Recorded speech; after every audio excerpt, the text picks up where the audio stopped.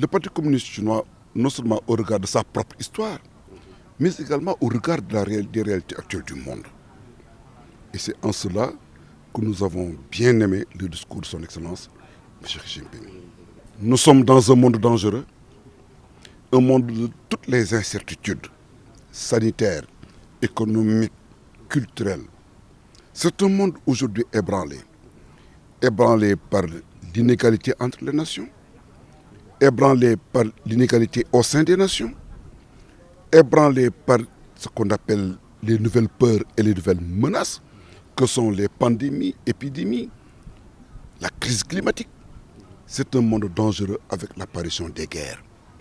S'il n'y a pas de guerre mondiale, il y a une mondialisation de la guerre. Aucun continent du monde n'est aujourd'hui épargné par le phénomène de guerre. La particularité du monde aujourd'hui, c'est l'existence de la guerre comme force centrale des relations internationales. Des pays qui se pensaient épargnés, des continents qui se pensaient épargnés, aujourd'hui dans la tourmente guerrière. Voilà en quoi cet enjeu-là est un enjeu de paix.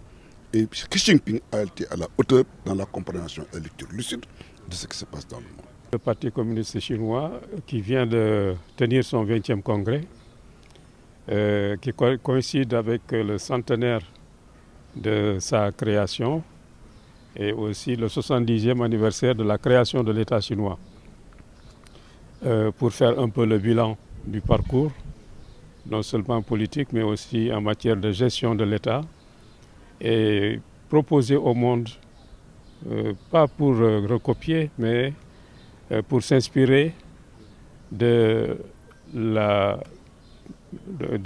politique chinoise en matière de développement international, mais aussi de solidarité internationale. En écoutant tout à l'heure le président Xi Jinping intervenir sur le thème la marche vers la modernité ou la modernisation et la responsabilité des partis politiques. En l'écoutant, ce que nous avons retenu, ce que j'ai retenu, c'est qu'il a dit oui pour la modernité. Nous sommes pour et nous nous y attelons, mais en ne perdant pas notre âme, c'est-à-dire en restant nous-mêmes, en tenant compte de nos réalités. Cela nous rappelle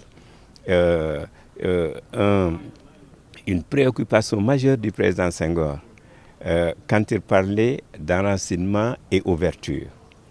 Avant de pouvoir se développer, une nation doit s'enraciner dans ses valeurs de civilisation avant de pouvoir aller vers les autres et pouvoir se développer.